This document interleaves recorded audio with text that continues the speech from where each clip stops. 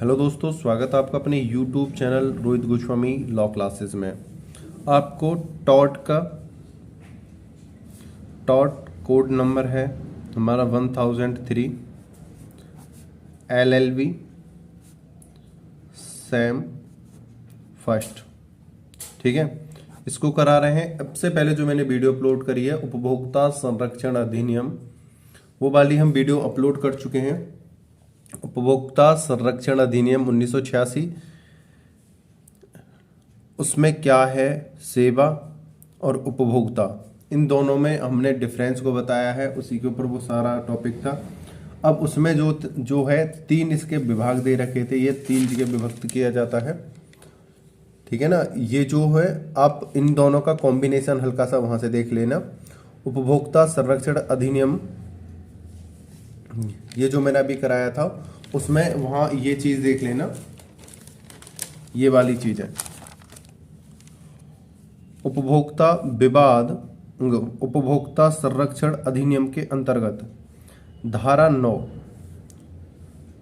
में उपभोक्ता विवाद प्रतितोष अभिकरणों की स्थापना की गई है। ठीक है ना। ये जो धारा 9 में किसकी स्थापना की गई है, इन तीनों की। ठीक है ना। इनमें से कौन सा है हमारा जिसको मैं कराने वाला हूं आपको, उपभोक्ता विवाद प्रतितोष फोरम अर्थात जिला फोरम। ठीक है। अगर ये इस नाम से आ जाए तो आप ये मत सोचना कि ये कौन सा वाला क्वेश्चन आ गया, तो इसका ये नाम क्या है, उपभोक्ता विवाद प्रतितोष फॉर्म अर्थात जिला फॉर्म। ये किससे निर्धारित होता है, इससे किसकी स्थापना, कब कैसे स्थापना होती है, धारा 9 के द्वारा इसकी स्थापना हुई है। अब चलते हैं अपने इसमें, और इसमें 2 और हैं।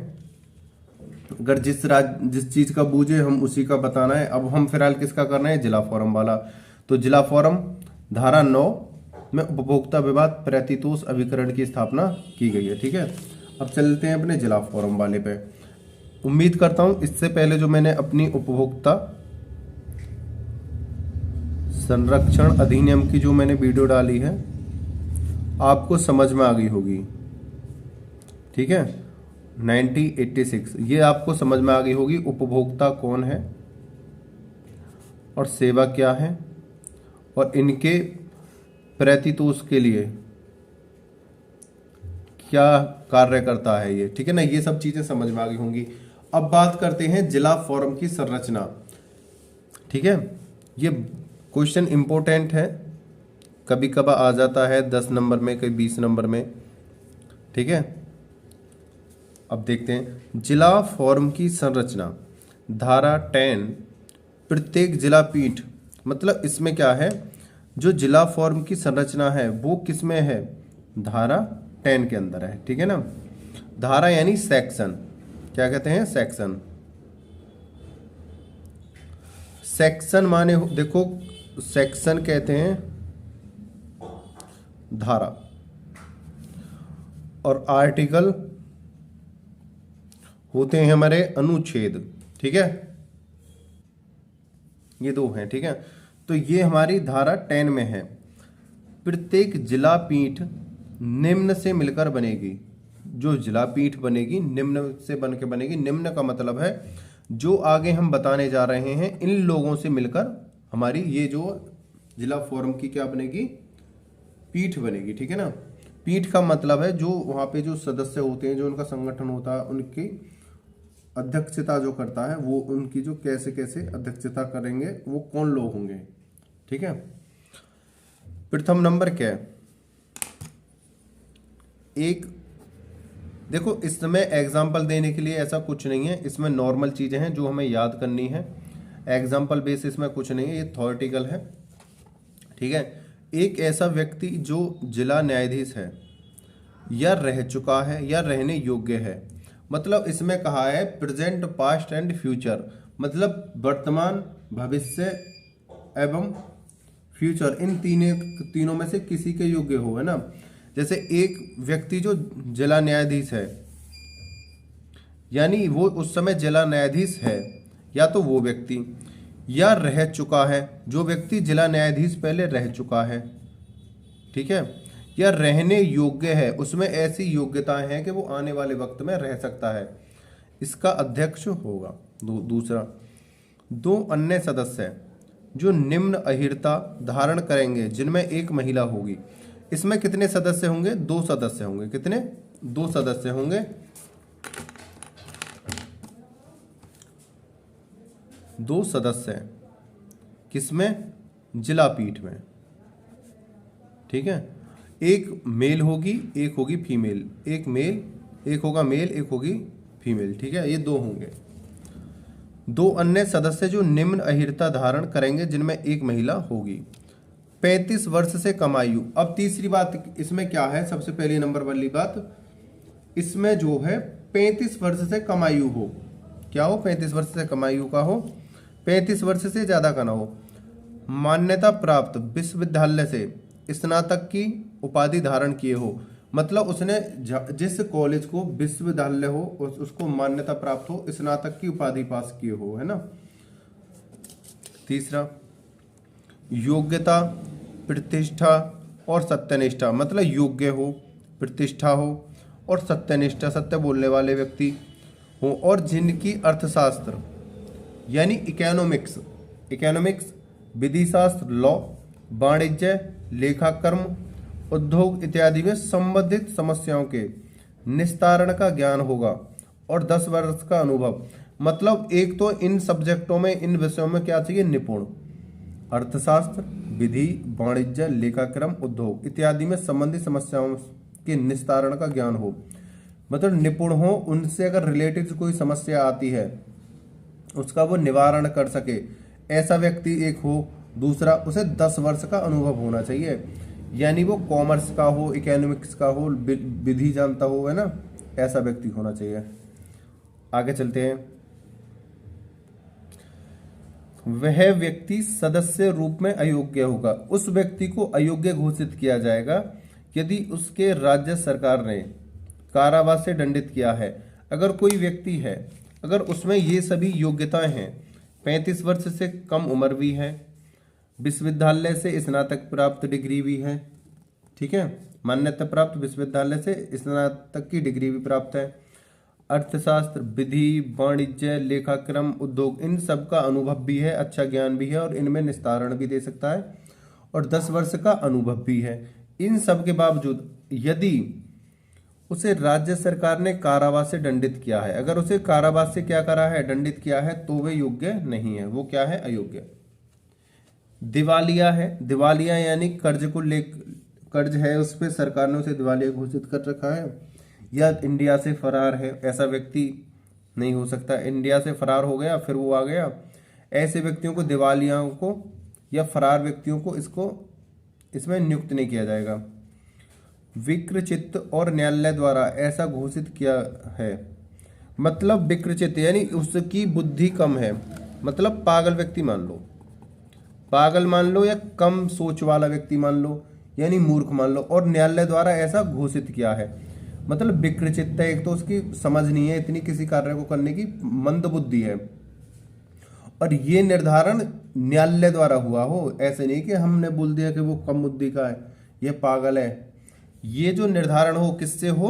न्यायालय कहे कि वो जो कम बुद्धि का व्यक्ति है, ठीक है। यदि वह सरकारी पद से हटाया गया है, हमने कह दिया किसी को, एक बार और समझ लो कि विक्रचित्त है मतलब पागल व्यक्ति है, लेकिन हम उसे इसके कहने पर थोड़ी मानेंगे। न्यायालय द्वारा ऐसा घोषित किया गया है तब उसे हम इसे इसके योग्य मानेंगे, नहीं तो उसे योग्य माना जाएगा जब तक न्यायालय यह घोषित ना करेगा कि यह पागल है। न्यायालय को घोषित करना पड़ेगा कि पागल है, तभी उसे उस अयोग्य माना जाएगा, ठीक है, नहीं तो योग्य है। यदि वह सरकारी पद से हटाया गया है, अगर किसी व्यक्ति को उसके भाई किसी व्यक्ति को सरकारी पद से तभी हटाया जाता है जब वो 420 करता हो, टाइम पर नहीं पहुंचता हो, या देशद्रोह का मुकदमा लगा हो, या उसने कुछ ऐसा गलत कार्य करा हो जिससे उस स्टाफ को सरकारी पद को क्षति पहुंची हो, तो ऐसे व्यक्ति को भी जो सरकारी पद से हटाया गया है उसको भी यहाँ पे नियुक्त नहीं किया जाएगा। आगे देखते हैं।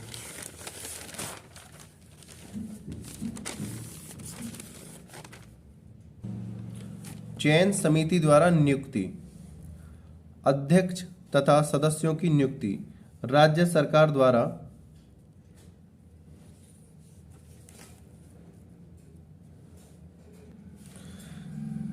चयन समिति नियुक्ति, अध्यक्ष तथा सदस्यों की नियुक्ति राज्य सरकार द्वारा गठित एक चयन समिति द्वारा होगी। मतलब जो चयन समिति है वो किसके नियुक्त होगी?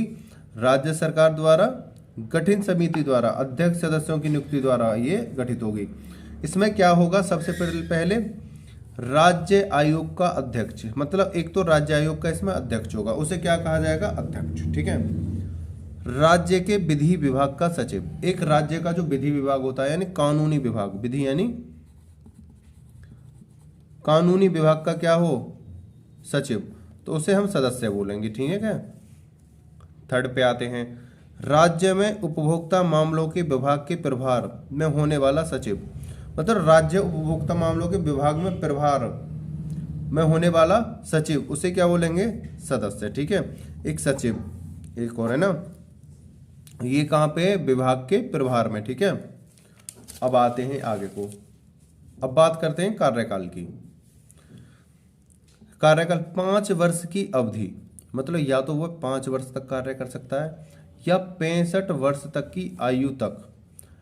एक तो 5 वर्ष तक कार्य करेगा, दूसरा 65 वर्ष की आयु तक कार्य करेगा, और एक बार बना सदस्य पुनः सदस्य नहीं बनेगा। एक तो 5 वर्ष की आयु तक कार्य करेगा, और वह 65 वर्ष से ऊपर अगर आयु है तब तक कार्य नहीं करेगा, ओनली 65 वर्ष तक कार्य करेगा, और एक बार बना सदस्य पुनः सदस्य नहीं बनेगा। यानी एक बार अगर किसी को निर्वाचित कर दिया तो और उसका समय हो गया पूर्ण, तो उसे दोबारा से सदस्य नहीं बनाया जा सकता।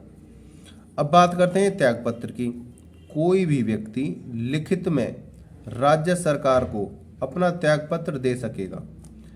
ऐसी दशा में राज्य सरकार द्वारा उसके स्थान पर किसी योग्य व्यक्ति के नियुक्त किया जाएगा।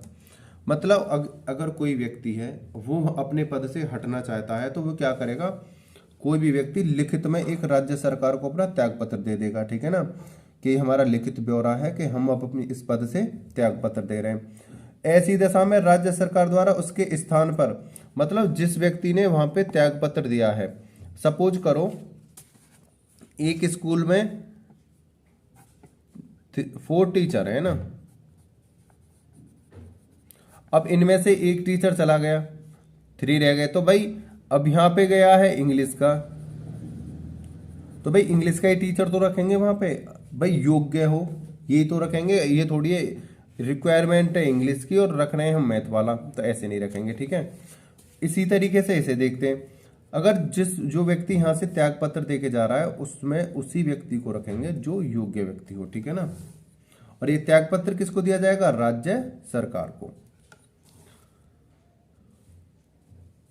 यदि जिला मंच के सदस्य द्वारा अपने स्वास्थ्य के आधार पर, मतलब कोई जिला मंच का सदस्य है और अपने स्वास्थ्य के आधार पर एक जिले से दूसरे जिले में सदस्य नियुक्त किए जाने की प्रार्थना पत्र प्रस्तुत किया जाता है, तो उसे त्यागपत्र मानकर उस सदस्य को हटाया नहीं जा सकता। मतलब कोई सदस्य है और वो ये कहता है कि सर मेरा स्वास्थ्य खराब है और मैं इस उम्र में हूं कि मैं यहाँ पे इतनी दूर इसे अप डाउन नहीं कर सकता हूं, या मैं यहाँ पे कार्य नहीं कर सकता हूं, आप मेरा जिला जो दूसरा चेंज कर दो, तो उसको त्यागपत्र नहीं माना जाएगा, उसे गलत नहीं माना जाएगा। उसके अकॉर्डिंग, उसकी उम्र को देखते हुए, परिस्थितियों को देखते हुए उसको त्यागपत्र को स्वीकार करके, मतलब उस त्यागपत्र को, कौन से त्यागपत्र को?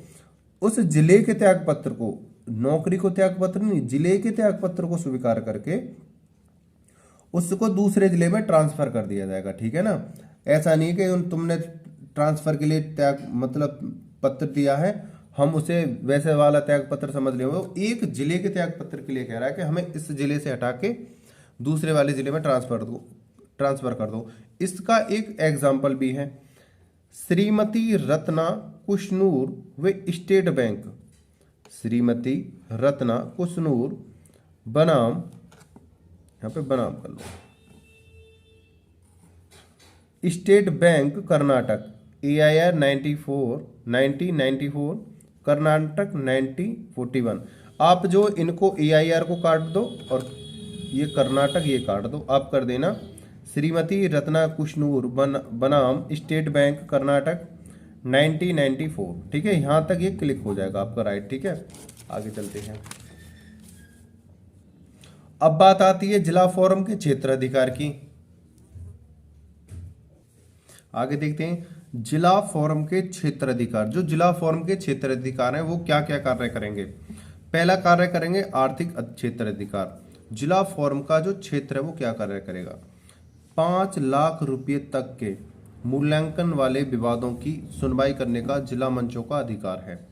ठीक है, जो क्षेत्राधिकार है जिला फोरम के क्षेत्राधिकार, जिला फोरम के अंदर 3 अधिकार आते हैं। प्रथम है आर्थिक क्षेत्राधिकार। आर्थिक क्षेत्राधिकार में वो सिर्फ 5 लाख तक के मामलों की ही सुनवाई कर सकता है। देख लेना इसे ध्यान से, 5 लाख रुपए तक के मूल्यांकन वाले विवादों की सुनवाई करने का जिला मंचों का अधिकार है। 5 लाख तक मात्र, ध्यान रख लेना, जिला मंचों का। आगे चलते हैं विषय वस्तु। नंबर 2 पे है, ये देखो ये वाले जो टॉप देखो हेडलाइन है, वेरी वेरी इंपॉर्टेंट है। अगर ये क्वेश्चन आता है तो ये हेडलाइन वेरी इंपॉर्टेंट है। पहले मैं इन तीनों पे क्लिक कर देता हूं। ये विषय वस्तु पे ये वाली बहुत इंपॉर्टेंट है। तीसरी है जिला फोरम का क्षेत्राधिकार, वेरी वेरी वेरी इंपॉर्टेंट है तीनों। ठीक है ना, इसमें जो सार है इसी के अंदर है। ठीक है ना, इन तीनों में ही क्षेत्राधिकार 5 लाख तक की ही सुनवाई कर सकते हैं। दूसरा विषय वस्तु, जहां किसी वस्तु की अधिक कीमत वसूल कर ली गई है। विषय वस्तु क्या हो, जहां पर व्यक्ति कोई सामान लेने गया, वहां पर वस्तु है 1 लाख की, उन्होंने वसूल कर लिए 2 लाख रुपए। वस्तु है 5 लाख की, वसूल कर लिए 7 लाख रुपए। जहां किसी वस्तु की अधिक कीमत वसूल कर ली गई है, तब ऐसे मामलों को जिला फोरम के अंतर्गत लाया जाएगा। अब सपोज करो, एक मैंने आपको एग्जाम्पल दे दिया था, जो वस्तु है 5 लाख की और उससे वसूल कर लिए हैं 7 लाख, तो ऐसे मामले जिला फोरम में नहीं लाए जाएंगे, क्योंकि यहाँ पे 7 लाख की बात हो रही है, यहाँ पे 5 लाख तक के ही मुकदमे दायर किए जाएंगे। ये तो मैंने एक एग्जाम्पल के तौर पे आपको वैसे समझा दिया कि 5 की वस्तु है 7 में दे दी। ये मत समझना कि मैंने एक एग्जाम्पल दिया है आप 5 की जगह 7 ही समझ लो, एग्जाम्पल के तौर पे दिया था। ठीक है ना, इसमें एक केसेस भी है। क्या है केस, भारत ट्रैक्टर्स मुजफ्फरपुर बनाम रामचंद्र पांडे सन 1989। ठीक है, ये किसका केस है। आगे देखते हैं जिला फोरम का क्षेत्राधिकार। जिला फोरम का क्षेत्राधिकार क्या है, इसे और देख लेते हैं। धारा 11 है, सेक्शन 11 यह बताती है कि कोई परिवाद कहाँ प्रस्तुत किया जा सकता है। यह ऐसे जिला फोरम के समक्ष प्रस्तुत किया जा सकता है जिसकी स्थानीय अधिकारिकता में विरोधी पक्षकार स्वेच्छा पूर्वक निवास करता है। नंबर 1। दूसरा, कार चलाता है या उसका शाखा कार्यालय है। नंबर 3, या व्यक्ति व्यक्तिगत रूप से कार्य करता है। ये हैं इसके 3 मत। ठीक है, आगे चलते हैं।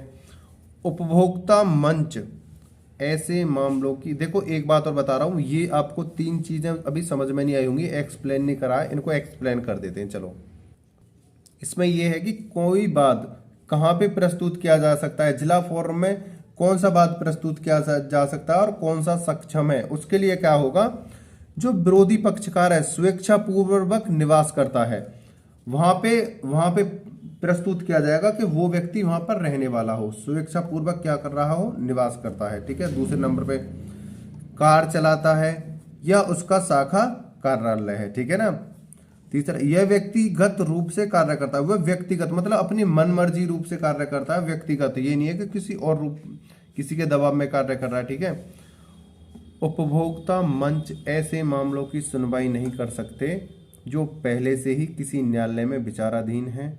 इस संबंध में महत्वपूर्ण बात है, देखो उपभोक्ता मंच, इस बात को सुन लेना, इसका मतलब है जो इसमें मामले सुने जाएंगे, इसमें जो मामले सुने जाएंगे जिला फोरम में, इसमें उन मामलों को नहीं सुना जाएगा जो पहले से कहीं पर पड़े हुए हैं पेंडिंग के रूप में। सपोज करो मैंने कहीं पे एक बात डाल रखा है और वही बात हम जिला फोरम में लेकर आ जाएं तो उस पर सुनवाई नहीं होगी, या न्यायालय ने पहले उस पर अपना निर्णय दे दिया है तो उस पर दोबारा सुनवाई नहीं होगी। मतलब एक तो उस पर जो पहले दे चुका है उस पर सुनवाई नहीं होगी, या जो पेंडिंग में पड़ा है उसको दोबारा से नहीं लाया जा सकता है। तो उपभोक्ता मंच ऐसे मामलों की सुनवाई नहीं कर सकते। और ये कौन सा है? उपभोक्ता मंच। उपभोक्ता मंच ऐसे मामलों की सुनवाई नहीं कर सकते जो पहले से ही किसी न्यायालय में विचाराधीन है, यानी चल रहे हैं। इस संबंध में महत्वपूर्ण बात है, अध्यक्ष राजस्थान आवासन मंडल बनाम श्यामलाल सोमानी, उदयपुर, सन 1989, राजस्थान आयोग। ये था इसका बाद। और एक बात बता दूं आपको, महत्वपूर्ण ये नहीं होता कि क्वेश्चन क्या है, महत्वपूर्ण ये होता है कि हम क्वेश्चन को सेट किस प्रकार से कर रहे हैं। ध्यान रख लेना इस बात को। जो बच्चा क्वेश्चन को अपने को सेट करना सीख गया कि क्वेश्चन की रिक्वायरमेंट क्या है, वो मांग क्या रहा है, अगर उसके अकॉर्डिंग हम अपने क्वेश्चन को सेट करने में सफल होते हैं तो हमारी मेहनत, हमारा जो पेपर है अच्छा जाता है। और क्वेश्चन की रिक्वायरमेंट कुछ और है और हम उसमें कुछ और लिख रहे हैं, तो उस समय पे हमारे जो क्वेश्चन के जो अंक हैं, सपोज करो 20 नंबर का आ जाए ये शॉर्ट में, ठीक है। और यहाँ पे जिला फोरम की बात मांगी गई है, आप इसमें अंधाधुंध बातें लिख रहे हो, है ना।